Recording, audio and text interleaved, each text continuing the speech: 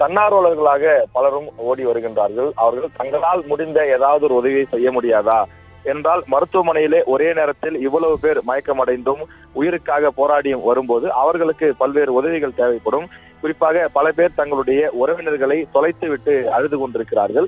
அவர்களை அவர்களது உறவினர்களுடன் சேர்ப்பதற்கு தொலைபேசி வாயிலாக அவர்கள் தொடர்பு கொண்டு கொடுப்பது, அதே போல அவர்களுடைய முகவரி எது, எந்த பகுதியிலிருந்து வந்திருக்கிறார்கள் என்று கேட்டு அவர்களை ஆற்றுப்படுத்தி அவர்களுக்கு தேவையான ஒரு முதலுதவி சிகிச்சையோ அல்லது ஒரு சோடா அல்லது உணவு போன்றவற்றை எல்லாம் வாங்கி கொடுப்பதையும் பார்க்க முடிகின்றது.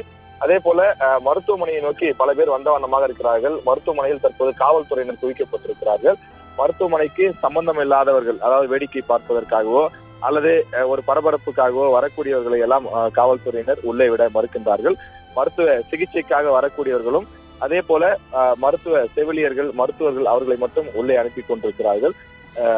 கரூர் இந்த மாநகரம் முழுவதுமே இன்று ஒரு தூங்கா நகரமாகத்தான் இருக்கும். அந்த அளவுக்கு ஒரு பரபரப்பாக மாறி இருக்கிறது.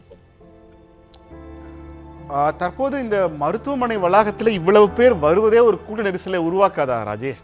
ஏறக்குறைய பாதிக்கப்பட்டவர்கள் அல்லது அவசர சிகிச்சை பிரிவில் இருக்கிறவர்களுடைய உறவினர்களை தவிர்த்து மருத்துவமனை வளாகத்துக்குள்ள இவ்வளவு பெரிய கூட்டம் அவசியமா? நிச்சயமாக நில்சன், நீங்க சொல்வது சரிதான். ஆனால் அக்கம் பக்கம் வீடுகளில் இருக்கக்கூடியவர்கள் அவர்கள் வேடிக்கை பார்ப்பதற்கு என்பதை தாண்டி உண்மையிலே உதவ வேண்டும் என்ற எண்ணத்தில் பல பேர் வருகிறார்கள். அதனால் நாம் அவ்வாறு சொல்லிவிட முடியுமா என்ற ஒரு சந்தேகம் இருக்கின்றது. தங்களால் முடிந்த ஏதாவது ஒரு சிறு உதவியாவது யாருக்காவது செய்ய முடியுமா? அவர்களை உடனடியாக மருத்துவமனைக்கு உள்ளே அழைத்து செல்வதோ அல்லது வேறு ஏதேனும் உதவி தேவைப்பட்டால் அவர்களுக்கு நம்மால் முடிந்த உதவியை செய்யலாமே என்று பல பேர் வருகின்றார்கள். அவ்வாறு வரக்கூடியவர்கள் வெளியில் இருப்பவர்களுக்கு சில ஆறுதல்களை சொல்கின்றார்கள், அவர்களுக்கு தேவையான உதவிகளை செய்கின்றார்கள். மருத்துவமனைக்கு உள்ளே சென்றால் அந்த இறந்தவர்களுடைய உறவினர்கள் கதறி துடிப்பதை பார்க்கவே முடியவில்லை. அவ்வளவு சோகமாக இருக்கிறது. கள்ளக்குறிச்சிக்கு செய்தி சேகரிக்க சென்ற போது அந்த ஊர் முழுவதுமே மரண ஓலங்களாக இருந்தது.